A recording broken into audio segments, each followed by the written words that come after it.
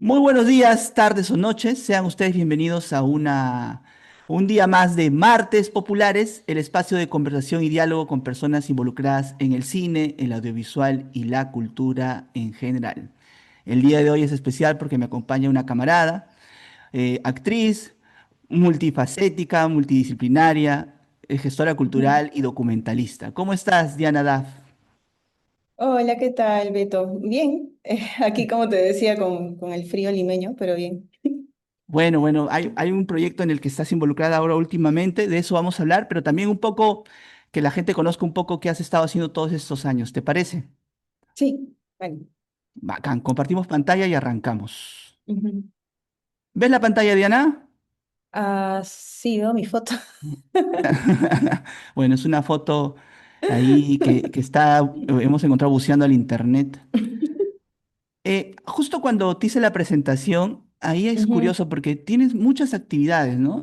Artista, ujú, cineasta, gestora cultural, ¿no? ujú. Y cuando uno sigue recorriendo un poco, encontramos que básicamente tú tienes un nombre artístico. Yo pensé que era tu nombre de pila, Diana Duff, pero en verdad, en verdad es una identidad que has asumido, ¿no? Sí, sí. O sea, como dice ahí, yo nací como Diana Alicia, es el nombre que me pusieron mis padres. Pero Dafne aparece a partir de los 17 años, más o menos, ¿no? Y ha sido todo un proceso hasta que ya hace pocos años dije, es mío y es mío. Entonces, Diana Daf o Diana Dafne es como ahora me identifico, ¿no? Entonces has adoptado esta idea de Diana Duff, ¿no? Y eso es algo de lo que muchos te conocemos. Pero Sí. ayúdanos a ubicarnos un poco porque uno revisa y entiende que eres una artista performática, ¿no? Explícale un Ujú. poco cómo es esto de la performance, cómo es esto de este tipo de trabajo, ¿no? Sí, lo que pasa es que yo estudié actuación, digamos, ¿no? Formalmente estudié actuación, dirección, dramaturgia en la Universidad Católica en la carrera de Artes Escénicas y cuando ya estoy como a los finales de la universidad, pues descubro la performance y la performance de alguna manera se queda en mi vida porque creo que a partir de la performance descubro otros caminos, ¿no? A partir de la performance descubro las intervenciones en espacio público, no sé, artistas plásticos, el concepto de instalación, de instalación. Se me abre un panorama artístico mucho más por fuera de lo que es solo las artes escénicas y a mí me empieza a interesar esa hibridación de lenguajes, ¿no? Ya no me interesa solo el escenario, el teatro, las luces, así, sino como que de alguna manera este concepto de que cada uno puede crear su realidad y que nuestra realidad es una creación colectiva y en el arte se crea y se reinterpreta y se resignifica mucho la realidad, pues no sé, me hizo como quedarme en esa investigación de varias áreas, ¿no? De varios tipos de expresión artística que finalmente creo que lo que cada uno quiere decir va a encontrar su propia forma, su propio peso, ¿no? Entonces, eh, me parece a veces que en mi caso, ¿no? Un solo lenguaje me limita un poco y me gusta más como coger de un poquito de cada uno porque siento que lo hace más expansivo o me representa más a mí, ¿no? Un poco de lo que cuando quiero decir algo, cuando quiero contar algo. En una de las biografías que encontré de ti, dice que tú buscas entrelazar herramientas de diversos lenguajes artísticos. Creo que eso resume en Ujú. parte esa idea multidisciplinaria, interdisciplinaria, ¿no? De tu chamba. Ujú. Y eso quería conversar contigo, porque yo la primera vez que vi un trabajo tuyo, performático, fue en este encuentro Experiencias de la Carne.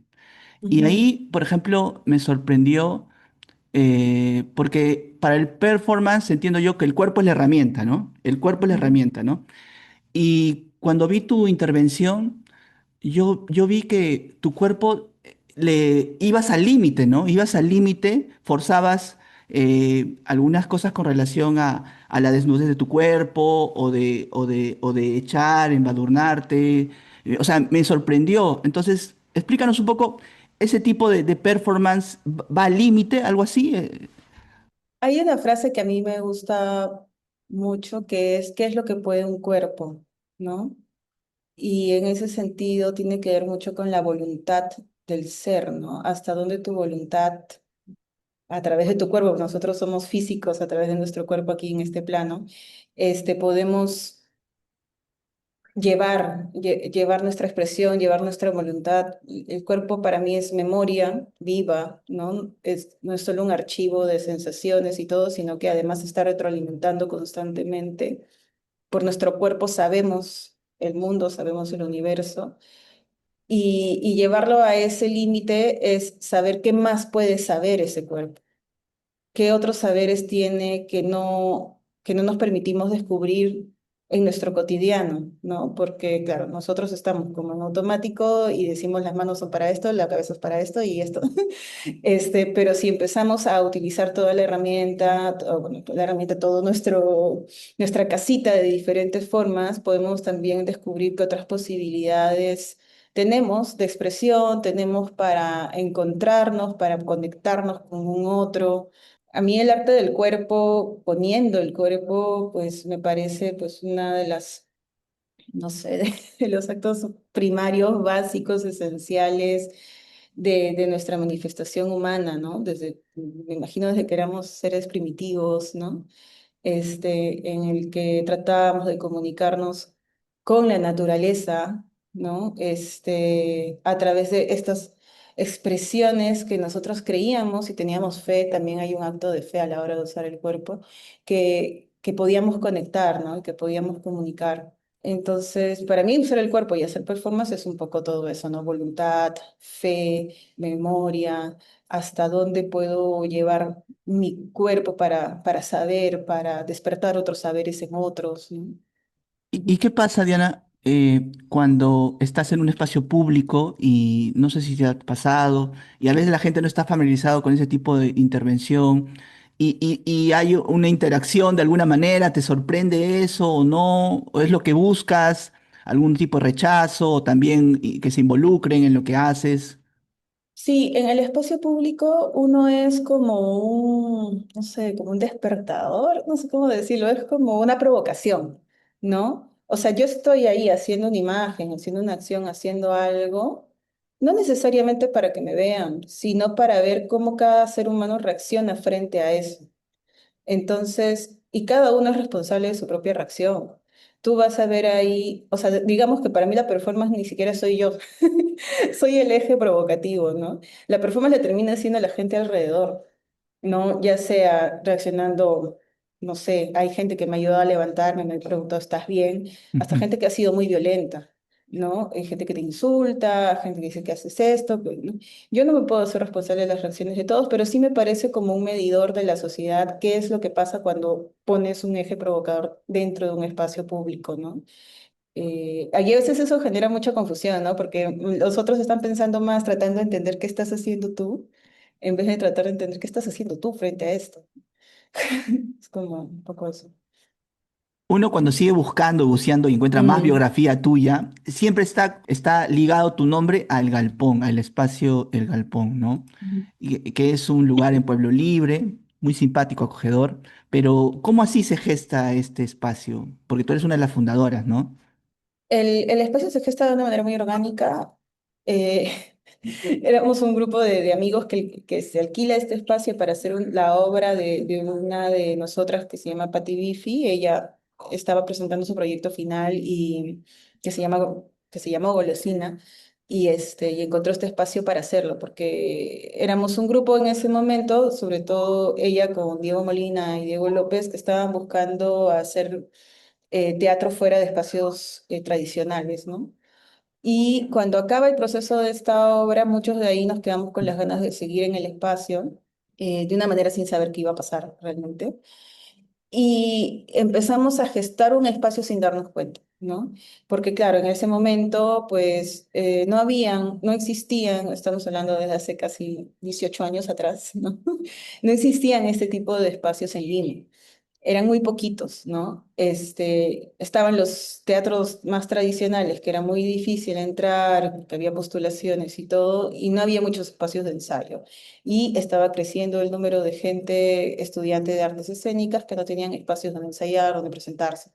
Entonces, terminó siendo como eso, ¿no? Invitamos a personas que quisieran presentar en el espacio, que quisieran alquilar para ensayar y no sé qué, y se fue formando esto muy orgánicamente. Y desde la gestión empezó desde un día que dijimos, ay, ¿por qué no hacemos una convocatoria de videoarte, video performance, video poesía? Creo que eso es lo primero que gestamos, aparte de las fiestas. Este, ya como una idea que involucrara a otras comunidades, que se hiciera un encuentro más cultural y todo eso. Y desde ahí creo que cambió, ¿no? Porque empezamos a ver el espacio como un espacio formativo también. Y en el espacio formativo, como a nosotras, casi todas las miembros del Galpón nos interesaba la performance, empezamos a convocar a talleres, a conversatorios en relación a la performance, que no se estaban dando tampoco en ese momento. Y toda la gente que ya venía haciendo performance llegó aquí, ¿no? Y nosotros estábamos de alguna manera beneficiándonos de eso porque no teníamos otros lugares donde aprender, entonces hicimos como de este espacio un lugar de aprendizaje, ¿no? Para nosotras y para una comunidad extendida. Y así es que se empieza a gestar, o sea, ninguna fue como, vamos a ser gestoras culturales, creo que ni siquiera existía el término en ese momento. Se ha ido como dando después, ¿no? Ahora ya se enseña gestión cultural y un montón de cosas más, pero en ese momento pues no. Autogestionar un espacio conlleva muchas dificultades, ¿no? Hace 18 años sigues arrastrando los mismos inconvenientes que tienes ahora, ¿crees tú? ¿O han surgido otros problemas? Hay más problemas, creo, ahora que antes. Este, a ver, ¿qué pasa? Primero que el espacio, bueno, la zona, Pueblo Libre se ha empezado a gentrificar, ¿no? Y antes el espacio no es un espacio alquilado. Y antes nos lo alquilaban a muy bajo costo. Pero desde hace unos 5 años, por esto de la gentrificación y porque cada vez hay más espacios, Pueblo Libre para salir a la noche y todo esto, nos han subido pues a precio comercial el espacio. Y eso para nosotros cada vez es menos fácil de sostener, ¿no? Nosotras cuando ofrecemos el espacio a otros grupos, esos grupos también tienen que pagar un alquiler. Y algo que caracterizaba al galpón antes era que teníamos un bajo costo para que sea accesible a más personas, ¿no? Ahora ya nos es casi imposible tener tan bajo costo. O sea, estamos como al límite de lo menos que podemos cobrar, porque el alquiler es tanto, tanto, tanto, tanto, que pues no se logra sostener. Incluso a veces decimos, ya, ¿cuánto tiempo más vamos a aguantar, no? Porque es un espacio que nos da mucho a nivel de aprendizaje y sí, sobre todo aprendizaje, pero nosotras no ganamos dinero con la administración del espacio ni con gestar el espacio. El espacio gana dinero para sí mismo, para mantenerse y para sostenerse, autosostenerse en el tiempo, pero nada más, ¿no? Entonces, es difícil, o sea, creo que igual hemos resistido un montón de tiempo. Hay espacios que se han terminado a los 3, 5 años casi por las mismas razones. Y creo que se ha sostenido porque mucha gente confía en el espacio y lo ve como un buen espacio para estar. Estrategias como ser un punto de cultura o convertirse en centro cultural no ayudarían, o hay obstáculos también burocráticos, municipales, que hacen difícil que un espacio pueda ayudar a su sostenimiento. O sea, somos un punto de cultura. Somos un punto de cultura, estamos reconocidos por el Ministerio de Cultura. Políticas distritales no hay a nuestro favor, ¿no? El mismo barrio creo que no tiene una zona donde pueda tener un espacio, al menos que sea frente a un parque, ¿no? Un espacio cultural grande. Entonces, hay varias cosas que están complicadas como para que digamos, ese proceso de como algo más institucionalizado se dé, ¿no? Aparte de que no hay, o sea, alguien que dé un fondo estable para el mantenimiento del espacio, ¿no? No existe ni a nivel del Estado ni a nivel privado una figura para un espacio como este ahorita, ¿no? Bueno, pero hablemos también de cosas que han surgido, ¿no? Estos 18 años se han gestado festivales, proyecciones, el mismo espacio ha mutado, ha cambiado, ¿no? Sí. Y creo que una de las satisfacciones que más tienen ustedes como el Galpón es esta escuela de creación cinematográfica, ¿no, Daf? Sí, ahorita así como nosotros también nos hemos alimentado el espacio, también estamos tratando de dar la vuelta y también poder como alimentar a más personas con saberes distintos, ¿no? Está Salvajes, por un lado, que es esta escuela de creación cinematográfica que estamos logrando que se dé cada año, ¿no? A veces con interrupciones, a veces continuo. Y está otro proceso que es un taller de performance que lo dan Liliana y Lorena, que son las otras dos sociedades del Galpón, que también están en camino a ir creciendo, ya tiene como tres ediciones también. Entonces, creo que desde el lado de lo performance y desde el cine, que son nuestros intereses principales de las gestoras, estamos ahí como dando la batalla, ¿no? Y que son cosas que van más allá del espacio físico, ¿no? Ya son, creo que, otro tipo de experiencias formativas, conceptuales, que pueden seguir incluso esté o no esté el espacio físico del galpón. A mí me encanta el proyecto Salvajes porque es un proyecto que está generando comunidad a nivel nacional, ¿no? Los participantes son escogidos por convocatoria abierta y son de diferentes ciudades del país. Y ahorita que ya estamos en una tercera edición, hemos podido ver cómo entre los mismos participantes de diferentes lugares se han podido interconectar o incluso han podido convertirse en focos culturales en su propio lugar, ¿no? Muchos de ellos han formado sus propios talleres, han formado sus propios espacios culturales de proyección. Entonces, me parece como importante, más allá también de que se formen como cineastas, establecer una red, ¿no? Mm. Algo así también era la propuesta de cuando ustedes eran el Galpón Transcinema, ¿no? Convertirse en una, una sede de una red, ¿no? Grande, ¿no? Y eso también se quedó poco trunco, ¿no?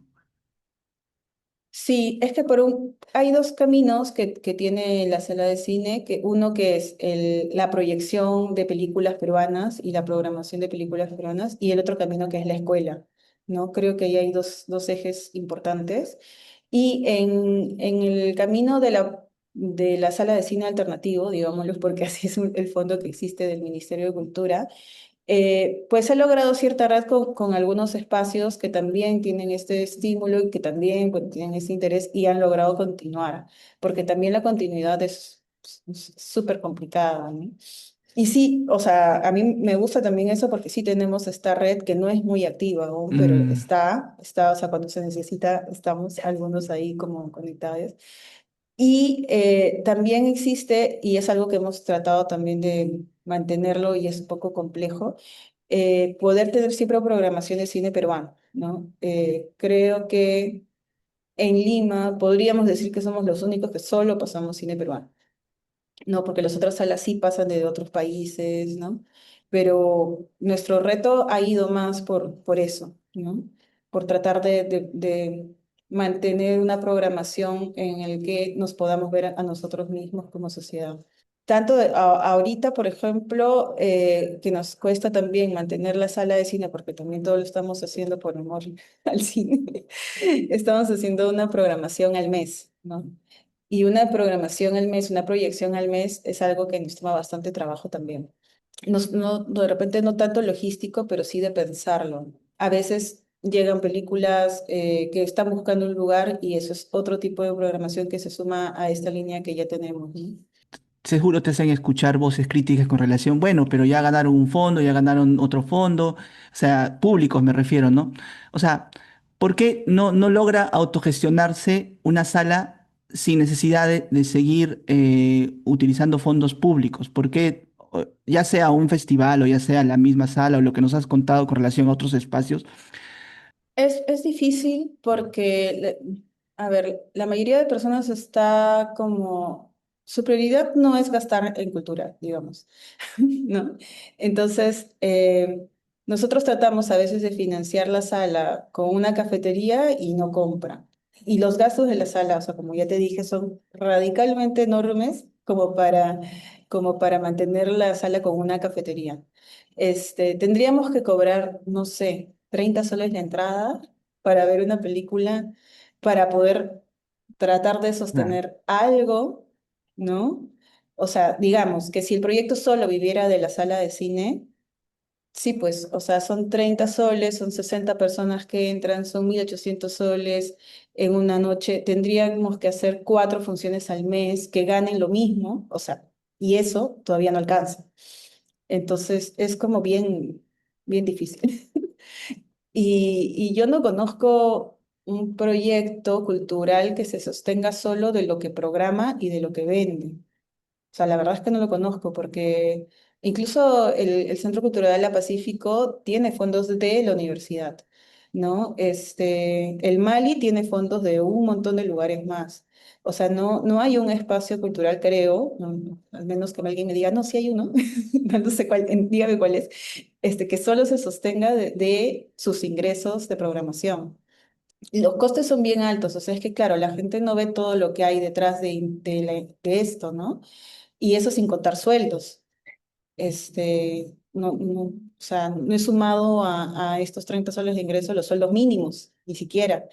Entonces, sí es súper difícil, ¿no? Ujú. Sobre todo porque no tenemos siquiera una visión empresarial.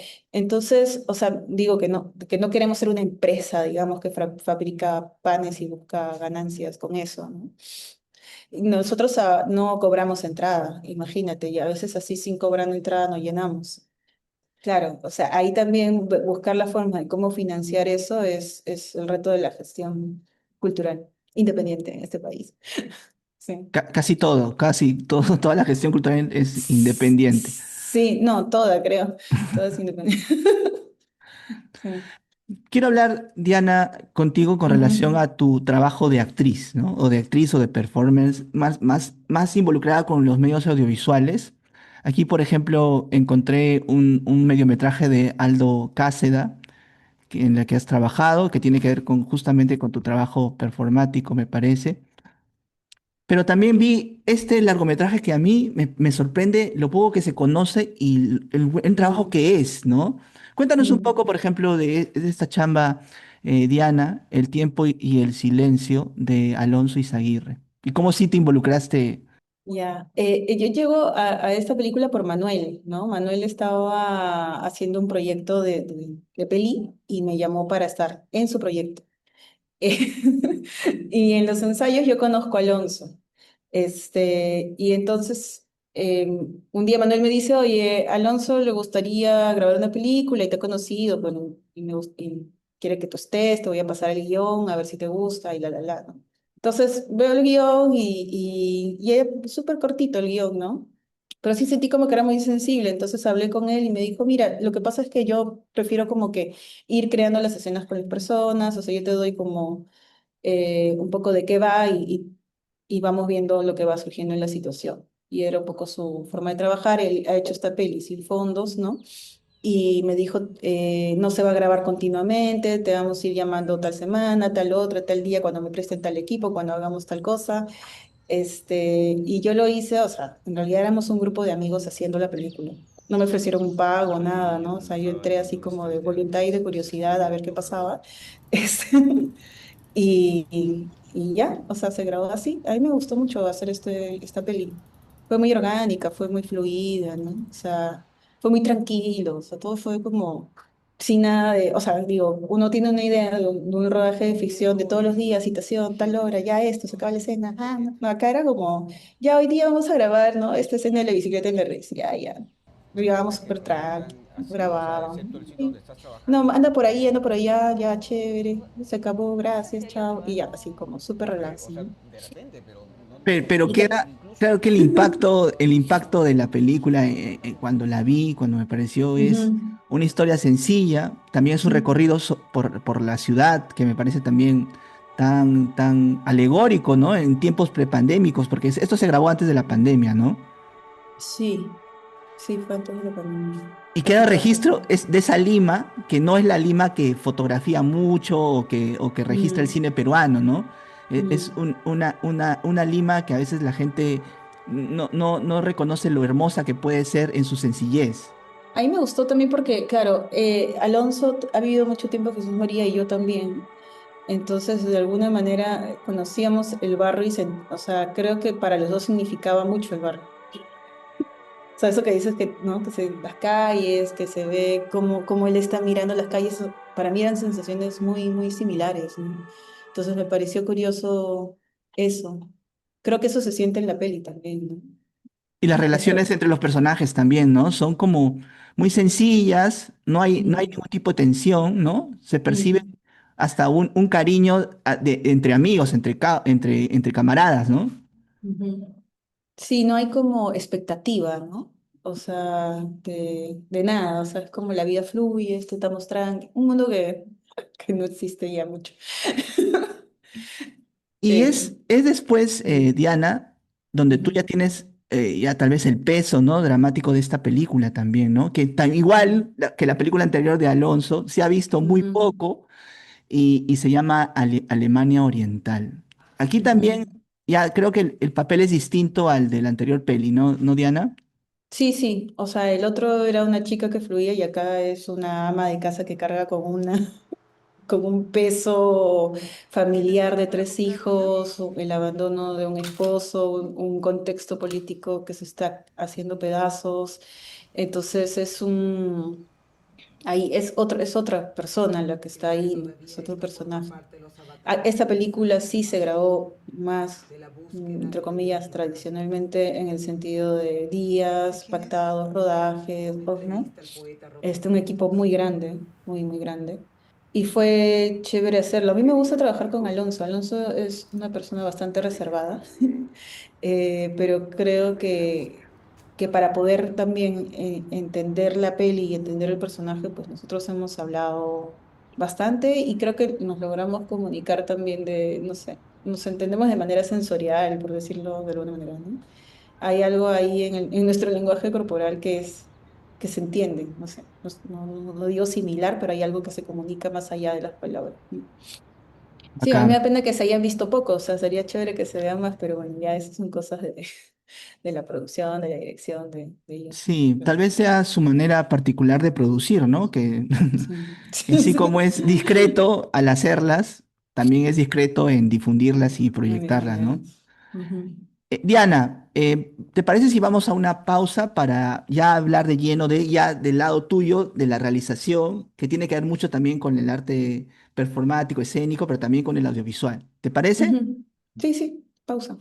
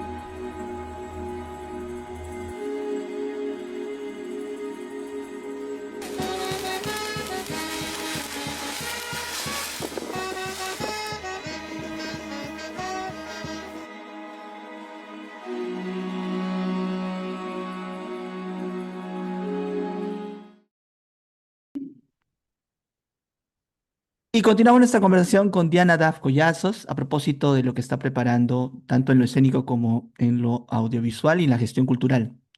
Compartimos pantalla, Diana, para seguir nuestra plática. Ok. Ahora viene en esta etapa, en esta parte de nuestra conversación, quiero hablar de lo que tú estás generando como creadora, ¿no? Como realizadora. Y también es curioso cómo se liga mucho de tu producción también a tus vivencias, a tu plano personal, a lo subjetivo, ¿no?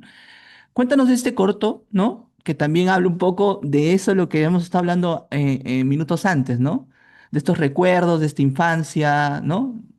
Bueno, Edificio Central es parte de un proyecto que nace en el taller de DocuPerú y en el taller te proponen como llevar una idea, ¿no? Y no sé por qué en ese momento yo tenía mucha fijación con este edificio en el cual yo jugaba de niña. Yo viví de niña más o menos desde que nací hasta los 8 años en el centro de Lima, en un edificio frente al Teatro Municipal, y en este otro edificio trabajaban mi mamá y mi papá.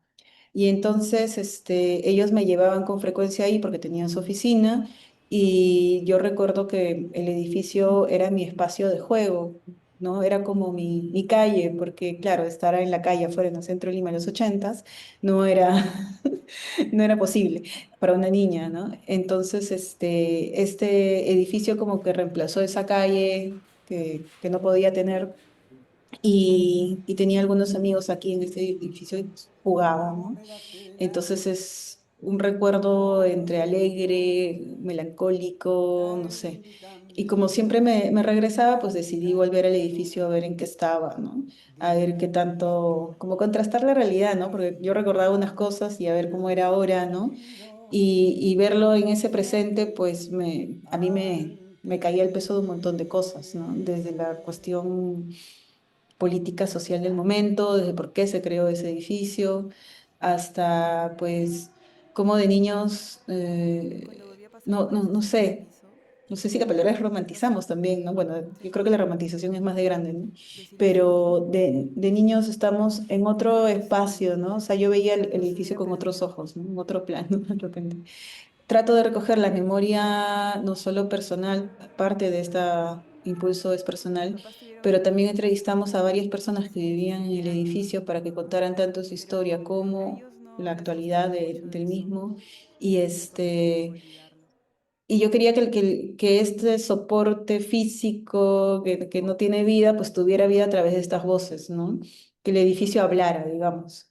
Ujú. Sí, a todos nuestros amigos que nos ven, Mm, Edificio Central, uno de los primeros trabajos de Diana Daf Collazos, está en línea para que lo puedan ver y disfrutar.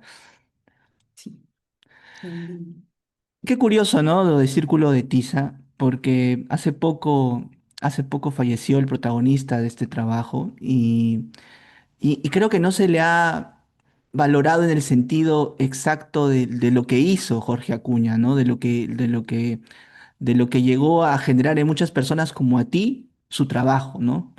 línea. Cuéntanos, Diana, sobre Círculo de Tiza, ¿no? Y cuál fue la motivación para hacer este retrato sobre Jorge Acuña. Bueno, la motivación fue el mismo Jorge, ¿no? Conocerlo. O sea, yo conocí a Jorge por fotos, como todos, creo, con la clásica foto, ¿no? Del cartel, sí.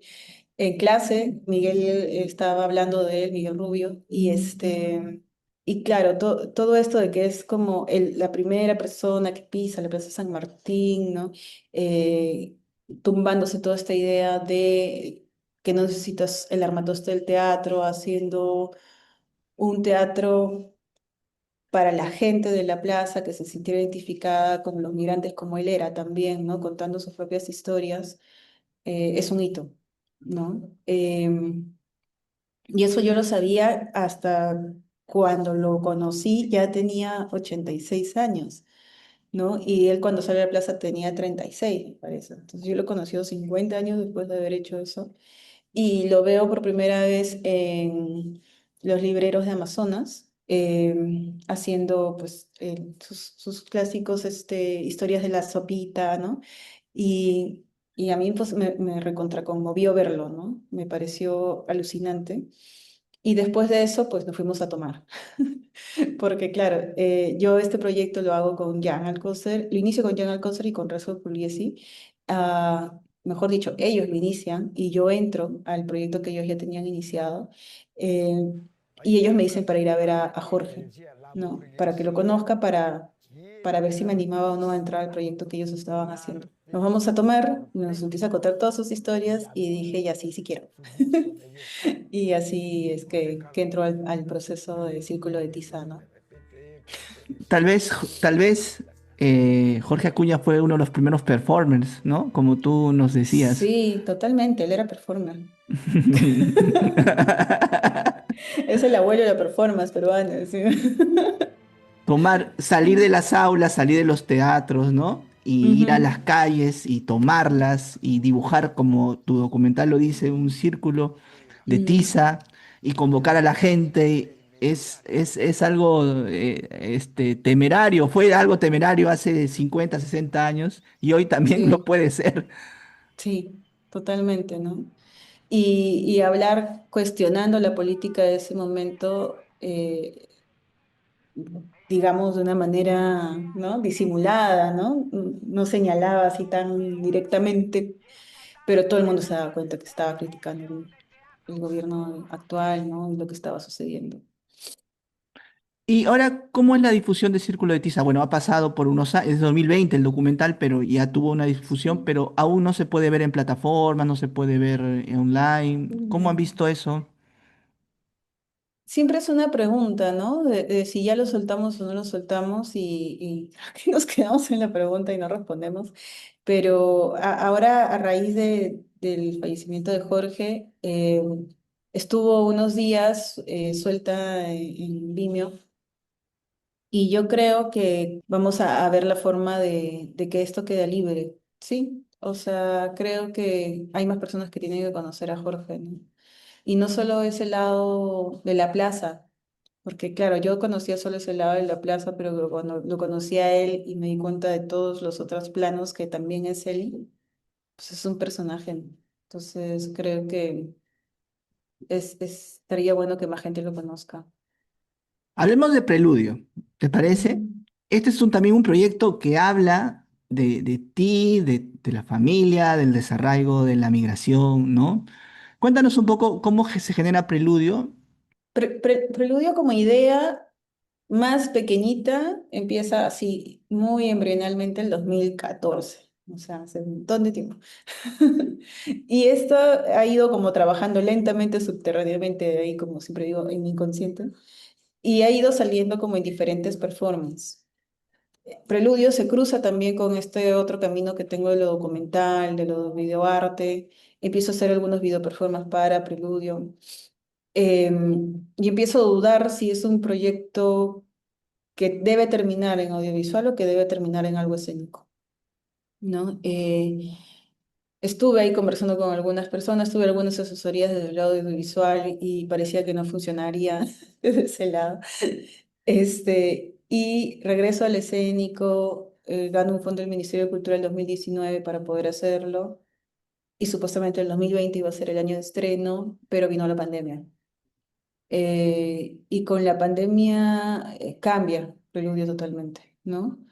Se vuelve esto que tú has visto, que es una película, que es una performance, que bueno, nadie sabe qué es algo que está ahí en el medio de varias cosas, que es una transmisión online. Este, ahí está. Y en el 2020, pues se estrena de ese modo, se estrena virtualmente, ¿no? Y desde ahí hasta ahora me quedó como resonando si esto podría ser un proyecto escénico, montado, ¿no? Lo que voy a estrenar la próxima semana es la versión montada. A Por ver cómo fin, sale, por por fin. fin. Listo. Sí, Entonces, y a ver, a descubrir cuál era su esencia. acá. A ver. Pero cuando uno, por ejemplo, ve el documental, porque hay, como tú Mm, dices, ¿no? Se ha dividido un poco la propuesta de Preludio. Cuando ve el mm, documental, está también lo escénico, ¿no? Está también lo escénico, lo también, performático, dentro de un mismo, hasta diría, documental dentro del documental. O sea, es un híbrido bien curioso el Preludio Ficciones del sí. Silencio. Sí, sí, hasta ahora para mí sigue siendo extraño, ¿no? Yo creo que ahora en escena pasa un poco al revés, empieza siendo escénico y se va volviendo cine. Y termina siendo medio cine, no sé.